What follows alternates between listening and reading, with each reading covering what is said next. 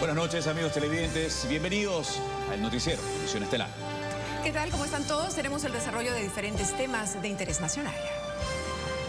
Les recordamos que este informativo es retransmitido por Radio América 93.3 FM en Guayaquil y 104.5 FM en Quito. Y desde hoy también le damos la bienvenida a Rafael Cuesta con su aporte editorial. ¿Qué tal, Rafael? Qué gusto tenerte entre nosotros. Bienvenido a tu casa nuevamente. Muchas gracias, amigos. Muchas gracias de verdad. Ahora, empecemos con las noticias. Así es, le contamos que el ministro de Salud, Juan Carlos Ceballos, dijo que están a la espera de los resultados para confirmar o descartar si la nueva cepa del COVID-19 entró al país, a través de un caso reportado en la provincia de Los Ríos. Esta variante del virus no se sabe todavía si es que pertenece a esta nueva mutación del virus o es un contagio que ha ocurrido acá. Sin embargo, ¿qué es lo que estamos haciendo nosotros? ¿Qué es lo importante? Nuestra misión es preservar la salud, el bienestar de los ecuatorianos y por lo tanto nos hemos comunicado con el paciente, nos hemos comunicado con sus familiares, que también entiendo hay unos contagios, y con el INSPI vamos a iniciar el proceso de secuenciación. INSPI, Universidad de San Francisco de Quito, o INSPI, Universidad de San Francisco y UES. Nuestra misión es, de nuevo, esclarecer los casos, llegar a la verdad. Tener la certeza de que si es que hay que decir lo que pasa, en este caso, de que la variante ha ingresado al Ecuador en el supuesto caso, lo vamos a decir, nunca vamos a ocultar, porque tenemos los recursos y sabemos qué hacer como para frenar el contagio y la dispersión de ese virus. Y está en análisis, no se ha comprobado. De todo lo que nosotros hemos hecho hasta este momento, no se sabe, y eso quiero ser muy enfático, no sabemos si este es un caso con la nueva variante, la nueva mutación del virus, que ha sido reportada por el Reino Unido. Bueno, y como ya lo hemos escuchado respecto a lo que acaba de señalar el ministro, se está investigando si es que la nueva variante de Reino Unido está ya en Ecuador. Extraoficialmente se sospecha de 2 pacientes con tal cepa en la provincia de Los Ríos. Uno llegó desde Londres. El noticiero entrevistó a un familiar de los hospitalizados. Los doctores investigan si en la provincia de Los Ríos está la nueva variante de COVID-19 por 2 pacientes. El primero tiene 50 años y vino desde Londres, según el último movimiento migratorio al cual tuvimos acceso. Esta persona ingresó al país el 12, el día 13 viajó al Cantón Valencia. En el hospital Martín y Casa de Babahoyo ha sido atendido por los médicos. El segundo paciente tiene 28 años, es policía y además es allegado al primer caso. En el Cantón Quevedo se encuentra otro familiar que está internado allá en el hospital de Quevedo. Ambos estuvieron en Valencia, Cantón de Los Ríos. Quien lo confirma es la hermana del uniformado y ella revela algo muy importante. La familia de mi cuñada sí llegó la prueba negativa y estamos en eso, estamos viendo dónde salió el contagio. ¿Cuántas personas llegaron desde Inglaterra? Hasta que yo sé, de los papás de mi cuñada y los 3 hermanos y 2 primos. En total dice que fueron 7. Y ahora mismo Tamara espera que les den los resultados de sus exámenes. Cuando llegaron los familiares de Inglaterra, pregunto, ¿se reunieron, disfrutaron las festividades? ¿Qué ocurrió? No tuvimos ninguna fiesta, pero el chico, uno de los primos vino a visitarlo, a saludarle. En los laboratorios de Guayaquil del Instituto Nacional de Investigación en Salud Pública se hacen los exámenes para confirmar o descartar si la nueva variante de Reino Unido ha llegado al Ecuador.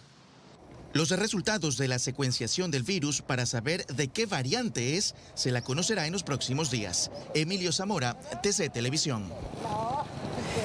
La alta ocupación de unidades de cuidados intensivos genera problemas a la hora de atender a nuevos contagiados del COVID-19. En algunos hospitales no hay camas disponibles. Juan Pablo Ruiz nos informa cuáles son las casas de salud con más complicaciones. Vamos a ver.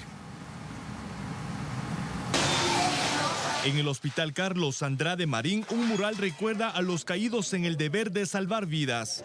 Aquí los mensajes de aliento no faltan. Lo que hace falta son camas para cuidados intensivos.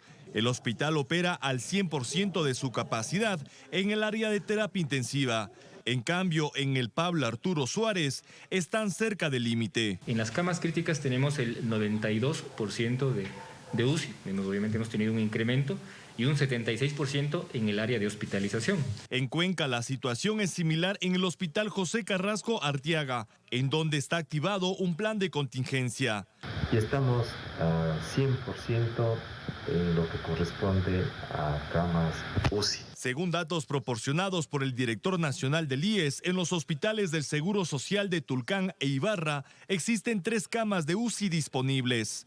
En cambio, en Loja, Cañar, El Oro y la Amazonía, la pandemia tiene ocupada por completo la capacidad de terapia intensiva. Donde estamos interconectados, vamos derivando pacientes y vamos movilizando las atenciones para que nadie quede desatendido. En COVID, el IES atiende afiliados y no afiliados. Al igual que en el resto del país, en el hospital de Portoviejo ya no caben más pacientes en cuidados intensivos. Por ello, se analiza contratar más personal. Tenemos en emergencia 40 camas, pero también tenemos ahí la posibilidad de tener 4 ventiladores más si es necesario. Hospitales saturados, el reflejo del irrespeto a las normas sanitarias. Juan Pablo Ruiz, TC Televisión.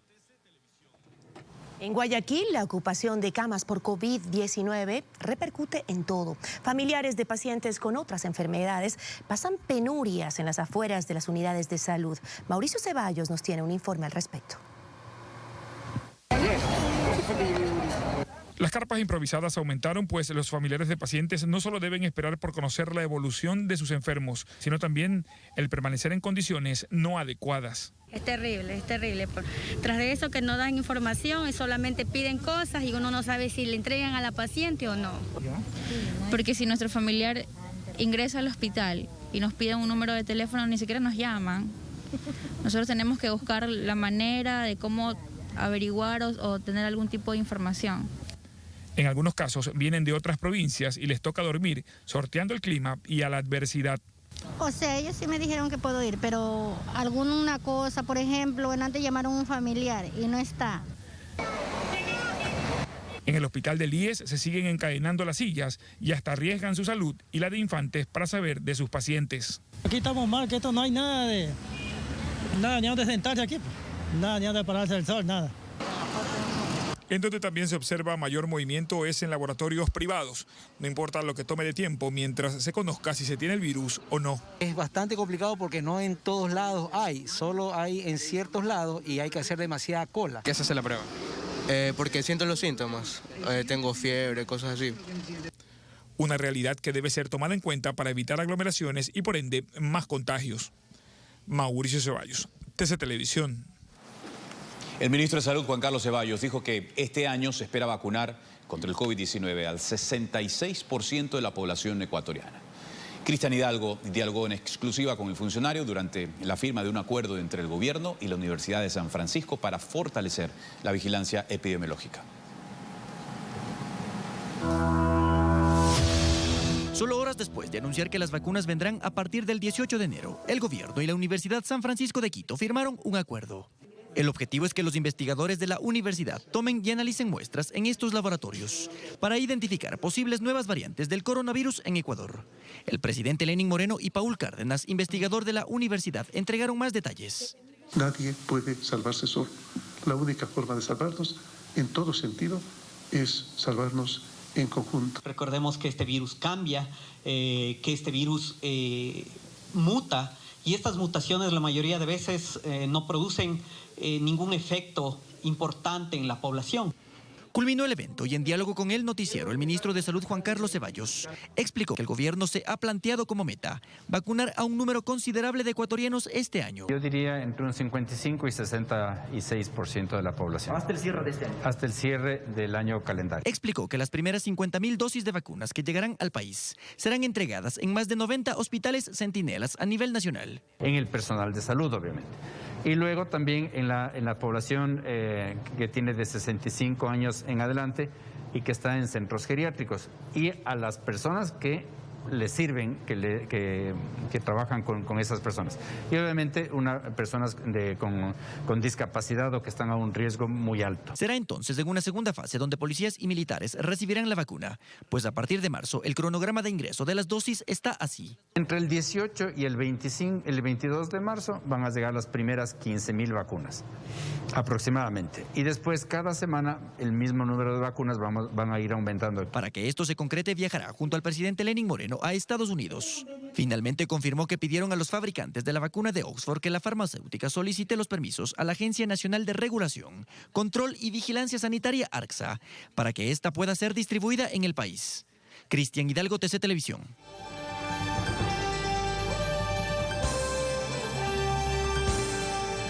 Al ver estos reportajes me pregunto, ¿acá cadáveres en el piso al pie de los hospitales? ¿Ya nos olvidamos de los ataúdes de cartón o de los muertos sin identificar metidos en un contenedor refrigerado? Miles de familias ecuatorianas han visto morir a uno o a varios de sus miembros. La cifra oficial es de casi 15.000 fallecidos, pero la verdadera podría llegar a 40.000. Sé del esfuerzo que están realizando todas las autoridades. Les puedo asegurar que el presidente Lenín Moreno está dedicado a trabajar para salvar las vidas de los ecuatorianos. Incluso el municipio de Quito finalmente está acertando con algunas decisiones. Ojalá más adelante podamos decir lo mismo del municipio de Guayaquil. Entonces, si se está haciendo lo correcto, ¿por qué hay más muertos? ¿De quién es la culpa? La culpa es nuestra, por hacer cosas como estas. Nosotros somos los culpables por no aguantarnos las ganas de ir a una reunión de panas un sábado o a la misa del domingo. La culpa es nuestra por ser irresponsables y no pensar en que podemos matar a nuestros familiares y amistades si los contagiamos. Las unidades de cuidados intensivos, UCI, han llegado a su máxima capacidad y a mediados de enero será peor. ¿Es tan difícil lavarse las manos, usar mascarilla y mantener la distancia? ¿Es tan difícil quedarse en casa y salir solo si es imprescindible? La próxima vez que usted vea a alguien morir de COVID, no pregunte de quién es la culpa. Ya sabe de quién es.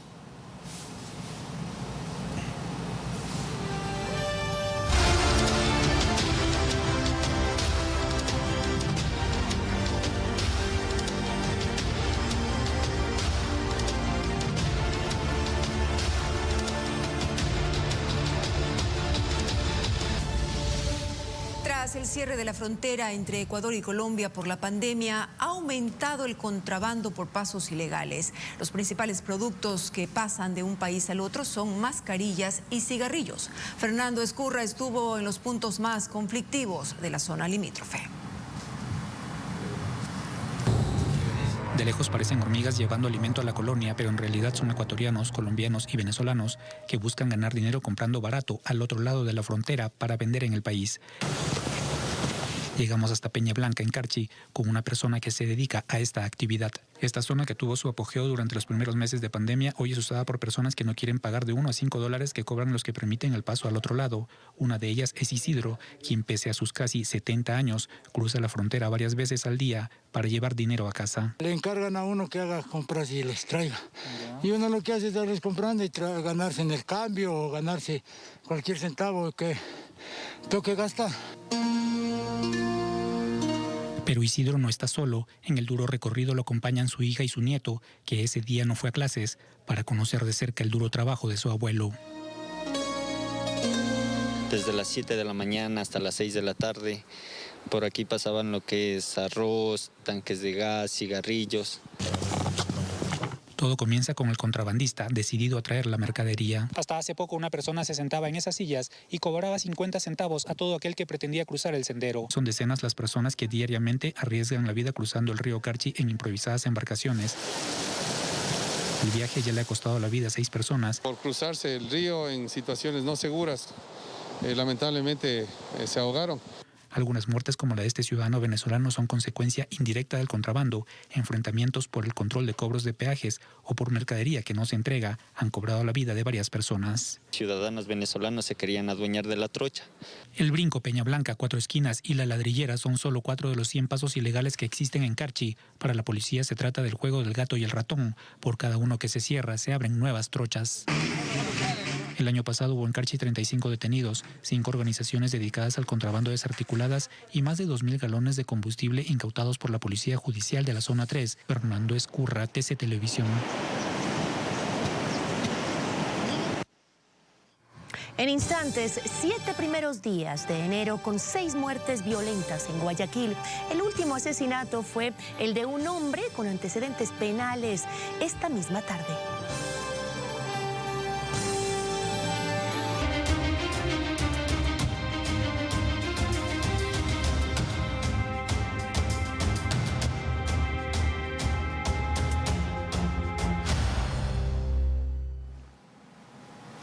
El empresario Álvaro Noboa dijo que hará campaña pese a no constar en la papeleta de candidatos presidenciales que el Instituto Geográfico empezó a imprimir esta semana. Mientras tanto, los 4 vocales del CNE, destituidos en sentencia de primera instancia, anunciaron acciones para revertir este fallo. Aunque no está en la papeleta que el CNE ya envió a imprimir y su inscripción como candidato a la presidencia es incierta, Álvaro Noboa hizo un anuncio este jueves. Hoy es mi primer día de campaña, por eso lo vamos a hacer todo por redes sociales.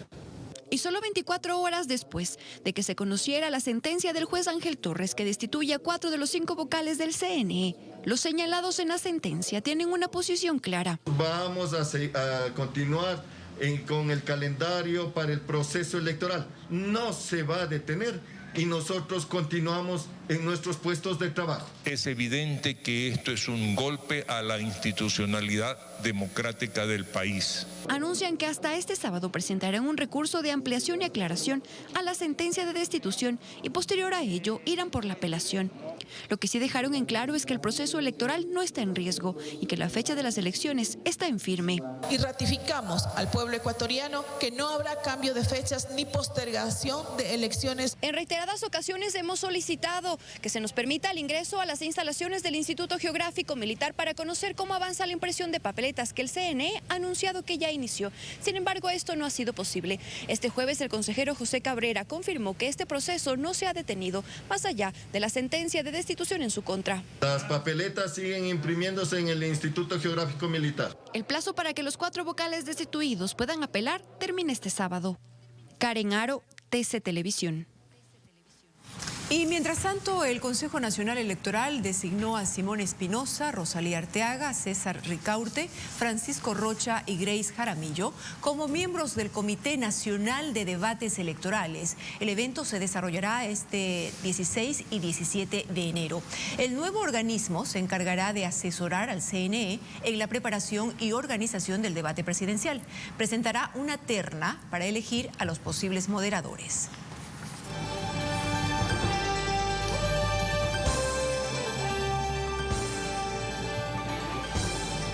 Lo que ustedes ven aquí es la papeleta que se ha enviado a imprimir para elegir presidente o presidenta de la República. Una de estas 16 personas será elegida. ¿Por quién debemos votar? Esa es una pregunta que me hacen a diario y casi siempre evito contestar. Pero hoy voy a atreverme a dar una respuesta. Vote por quien a usted más le convenga. Si a usted le dicen que debe votar defendiendo los intereses del país, yo le digo que mejor vote por defender sus intereses. Algunos dirán, ¿pero qué está diciendo este periodista? ¿Se ha vuelto loco? No, vote por sus intereses, porque votar por sus intereses es realmente votar por los intereses del país. Lo explico mejor. Si usted lo que quiere es conseguir empleo, vote por quien usted cree que tiene la capacidad para darle empleo y le diga cómo le va a dar ese empleo. Si a usted le preocupa mucho el tema ambiental, vote por quien usted crea que puede proteger el ambiente mejor que nadie. Si usted es de los que cree que hay que terminar con la dolarización, entonces vote por quien usted piense que puede acabar con el dólar.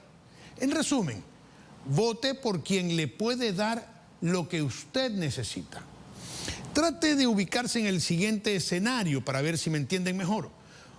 Usted y su familia son dueños de una tienda y por una emergencia deben ausentarse del país. Necesitan urgentemente que alguien se encargue de la tienda, que la haga prosperar, porque requieren el dinero y que no se le robe el negocio. Yo les pregunto, ¿a cuál de estas personas usted le entregaría su negocio para que lo administre y se lo devuelva mejor de lo que estaba? Continuamos. Vamos con más noticias. La sentencia en contra de la exasambleísta Norma Vallejo pasó de 1 a 2 años de prisión por delito de concusión relacionado al cobro de diezmos a ex colaboradores. Fabiola Santana nos amplía la información sobre la audiencia de apelación. La audiencia de apelación terminó con un revés para la ex asambleísta Norma Vallejo. Su pena se duplicó a 2 años de cárcel, como lo solicitaron la Fiscalía y los acusadores particulares. Esto pues se habría calculado mal la disminución de la pena por atenuantes. Cuando existe en 2 atenuantes, se puede reducir en 1/3 la pena mínima. Aquí la pena mínima es de 3 años, menos 1 año, queda 2 años. Con esto se desecharon los pedidos de Vallejo, quien solicitaba se acepte la suspensión condicional de la pena para cumplirla fuera de prisión. Un segundo recurso de apelación por el cobro de diezmos en la Asamblea se resolverá este viernes. El de la ex vicepresidenta de la República, María Alejandra Vicuña, condenada en la audiencia de juzgamiento, al igual que Vallejo, a 1 año de cárcel. El abogado de Vicuña dice no temer a un revés similar. La situación es completamente diversa y no existe ningún tipo de temor, ni mucho menos, frente a lo que el día de hoy ha sucedido. Y en un tercer proceso penal por diezmos será vinculado este viernes el esposo de la legisladora Karina Arteaga, quien se mantiene con arresto domiciliario. Solo estos 3 casos han prosperado desde 2018, en que denunciaron los cobros de diezmos por parte de funcionarios a colaboradores para mantenerlos en el cargo. Queda pendiente una veintena de investigaciones, como contra Ana Galarza, quien fue destituida, además de otros legisladores como María José Carrión, Fernando Flores, Washington Paredes, Fernando Burbano, Ángel Gende, entre otros. Fabiola Santana, TC Televisión. La Procuraduría General del Estado solicitó al Tribunal de Garantías Penales el inicio de la ejecución forzosa y embargo de bienes de los sentenciados por el caso Petroecuador, entre ellos Carlos Pareja Llanuselli y Alex Bravo, exfuncionarios de la petrolera estatal. Según información de Inmobiliar, existen al menos 20 bienes entre viviendas, oficinas y automóviles que pueden ser embargados. La Procuraduría también busca recuperar $4 millones en cuentas bancarias de Panamá. El expresidente Abdalá Bucaram estuvo en Quito para visitar a su hijo Jacobo en la cárcel 4. Según el exmandatario, existe una persecución brutal contra la familia Bucaram. Su hijo permanece detenido desde el pasado 26 de septiembre, investigado presuntamente por participar en un caso de delincuencia organizada relacionada a la venta irregular de insumos médicos durante la pandemia. En instantes, el desgarrador caso de Lisbeth, la última víctima de femicidio del 2020. Buscan a su pareja, el principal sospechoso.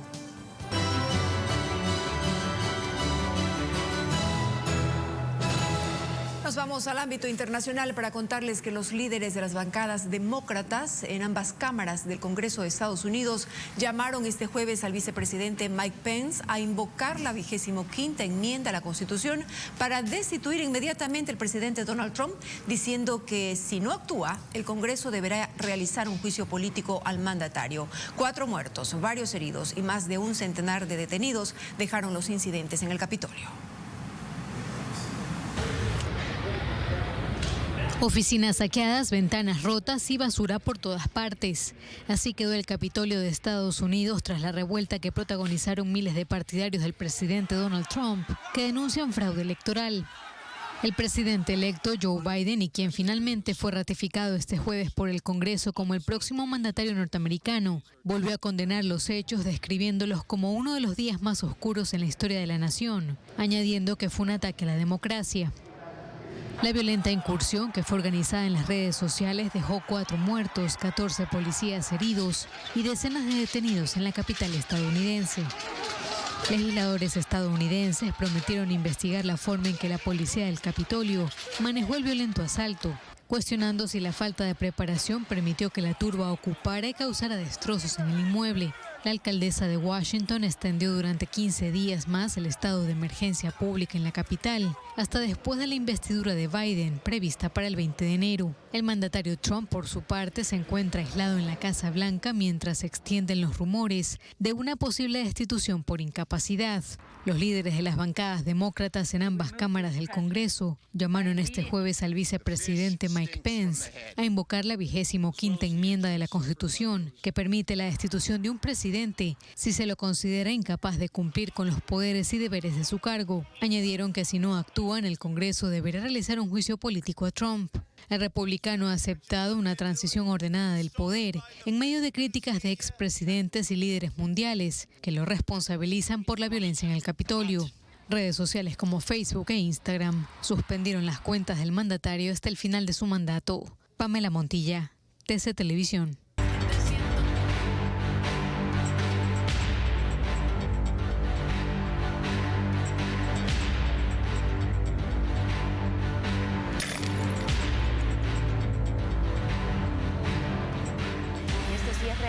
Insólito. Ponga mucha atención. Por una guava, una persona fue asesinada en el noreste de Guayaquil. Ocurrió cuando ingresó con amigos a coger la fruta en un terreno privado. Esta es la 5ª muerte violenta que se registra en el presente año en la ciudad. A consecuencia del disparo, la víctima se desplomó en este lugar. Aquí estaba la guagua que cogió de unos terrenos, la fruta por la cual lo habrían asesinado.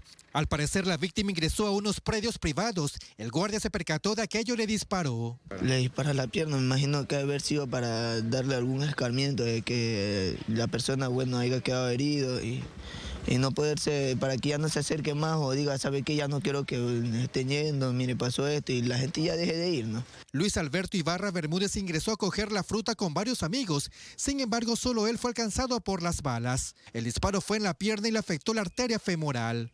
Aquí vinieron a avisar, ya cuando fue mi señora con Abelo, ya no alcanzaron, ya no lo quisieron atender en el hospital tampoco. Amigo, en 6 meses usted perdió a sus 2 hijos. Sí.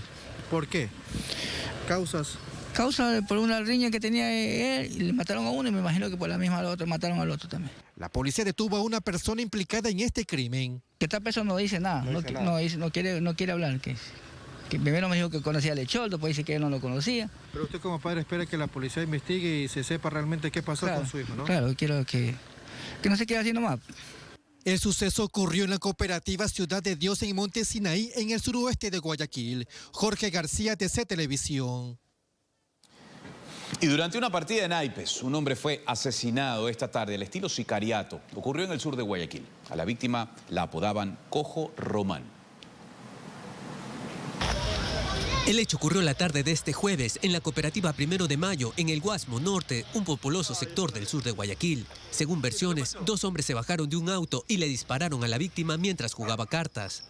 Y proceden a seguirlo al ciudadano que fue objeto de la tentativa y procedieron a dispararle por 2 ocasiones. Jacinto Román Guerrero García, alias Cojo Román, de 39 años, tenía antecedentes penales y murió minutos después del ataque en el hospital del Guasmo. Registra 4 antecedentes penales, 3 por posesión de sustancias sujetas a fiscalización y 1 por robo. Los familiares y amigos allegados refieren de que él ha tenido ya 3 ocasiones que han atentado en contra de la vida de él y lamentablemente en esta tercera ocasión produce el deceso de este ciudadano. El señor que lo mataron, y el man ya estaba pedido. Con este crimen suman 6 las muertes violentas en Guayaquil en solo 7 días del 2021. David Ruiz, TC Televisión. Familiares exigen justicia para Lisbeth Vaquerizo, quien fue la última víctima de femicidio en este 2020. La policía investiga el caso ocurrido en Guayaquil, donde el sospechoso es su pareja. La autopsia reveló que las heridas de su cráneo fueron pegadas con brujita, sí, con goma.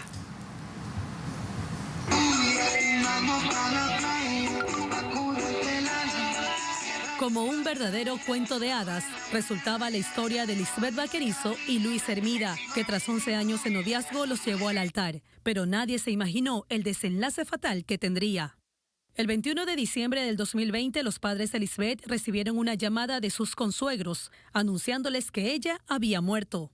Una muerte natural revelaba el informe de defunción que había realizado un supuesto médico de la funeraria Santa Ana, convocada por los mismos suegros de Lisbeth. Aparentemente, la joven había caído por las escaleras. Tenía limpia su cara, lavado su cabello, yo pensé que se había bañado, tal vez que se había resbalado por eso.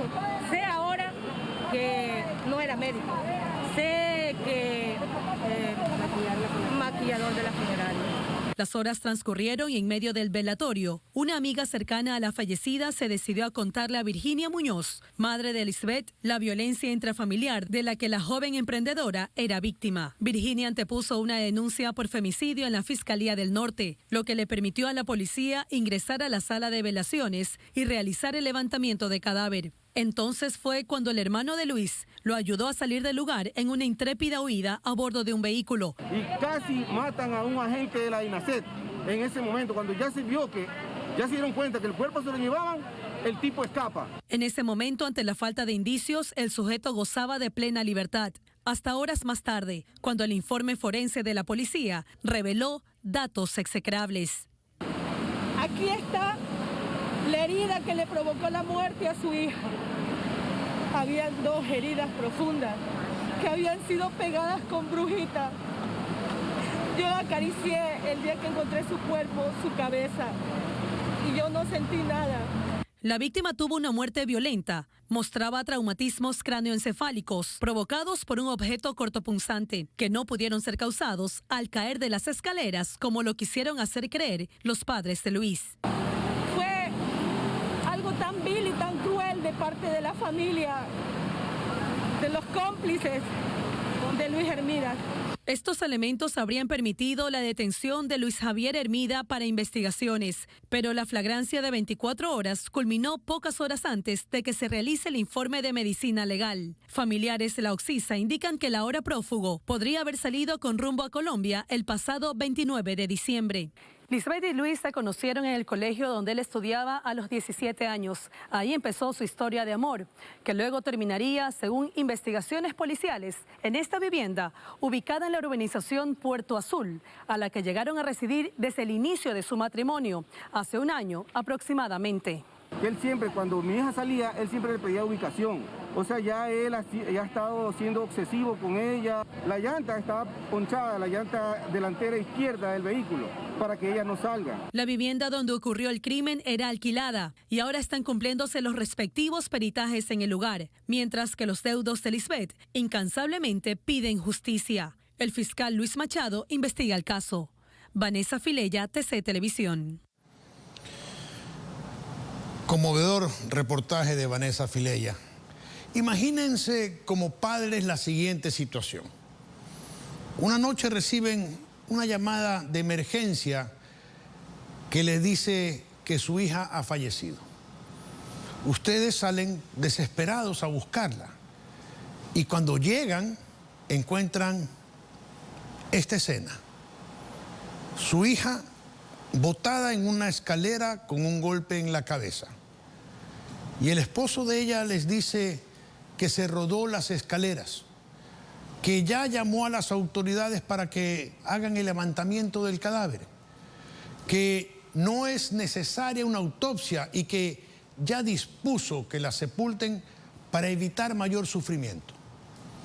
Dentro de todo ese dolor, los padres de Lisbeth Vaquerizo tuvieron la claridad mental y la valentía para decidir lo correcto, pedir que se practique una autopsia. Y lo que descubrieron fue espantoso.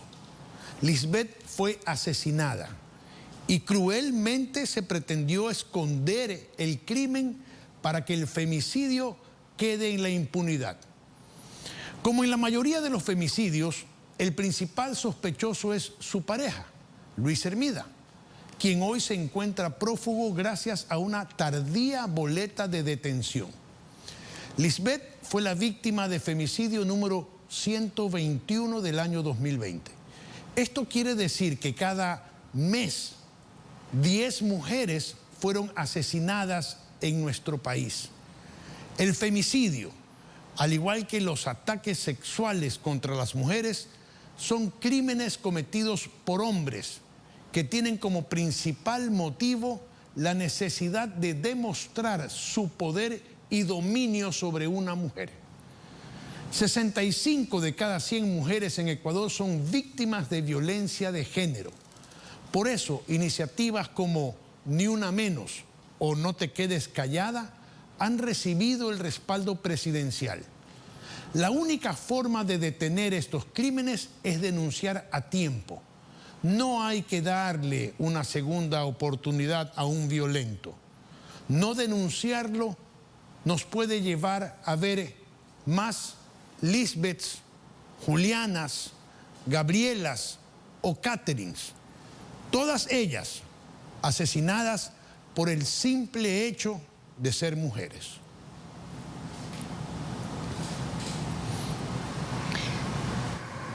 Revisamos ahora otros temas. Esta tarde se reportó un accidente aéreo en una comunidad de la provincia de Pastaza. Una avioneta del ejército ecuatoriano sufrió un percance. De lo que se conoce hasta el momento no hay heridos. Se espera un pronunciamiento oficial.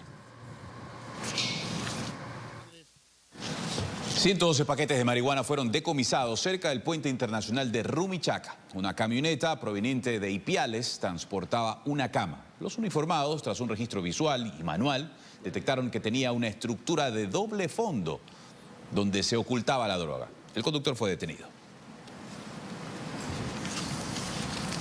Y las fiestas populares por la llegada del Año Nuevo no solo se realizaron en Guayaquil. En el Cantón Santa Ana, provincia de Manabí, ahí están las imágenes, irresponsablemente sus habitantes celebraron ayer el Día de Reyes, mientras colapsan las unidades de cuidados intensivos con pacientes con coronavirus.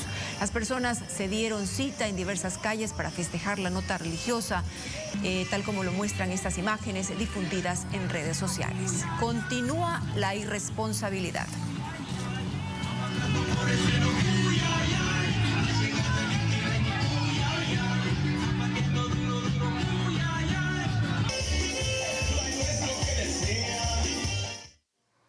Y por otro lado, 40 casas de la denominada calle 8 fueron notificadas con multa de $2.800 por promover una fiesta masiva por la culminación del año 2020. Los propietarios de este sector del sur de Guayaquil rechazaron la medida y argumentaron que les parece injusto.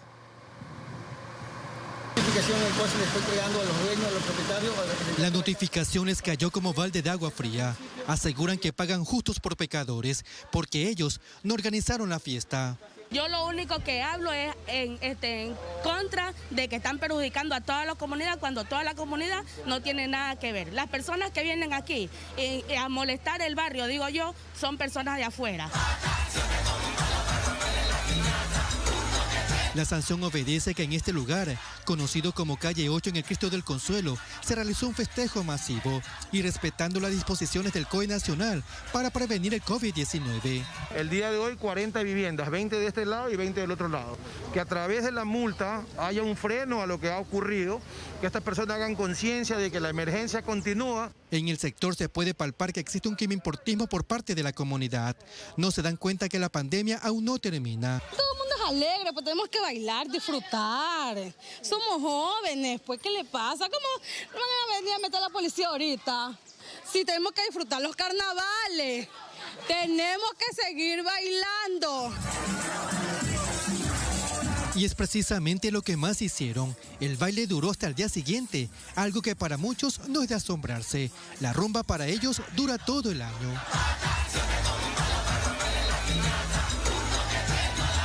Para la Policía Nacional, la zona es muy problemática. Varias familias fueron notificadas durante la pandemia por beber en la vía pública e irrespetar el toque de queda. Inclusive personal contra motines se encuentra fijo viernes, sábado y domingo con la finalidad de evitar este tipo de concentraciones clandestinas. El municipio de Guayaquil impuso una multa de $2.800 a cada propietario de las casas notificadas por el expendio de bebidas alcohólicas y por no acatar las disposiciones del COE nacional. Se espera que con esto las fiestas masivas se terminen, aunque muchos ya se preparan para el feriado de carnaval en febrero. Jorge García, TC Televisión. Y así, de esta manera, con este reportaje que nos impresiona, concluimos, amigos, pero no, es increíble cómo los jóvenes hablan de esta manera. Somos jóvenes, tenemos que divertirnos. ¿Y dónde está esa reflexión en que ellos también pueden ser portadores y pueden contagiar? Que no miran a sus vecinos, no miran a sus compañeros de trabajo, a sus familias, a sus padres. Por Dios, reaccionen, jóvenes. Es verdad, ustedes tienen todo el derecho, como todo el mundo, a divertirse, pero piensen, se trata de una vida. Mayor conciencia ciudadana es lo que se espera. Así despedimos, Gisela. Una buena noche para todos. Gracias por su sintonía.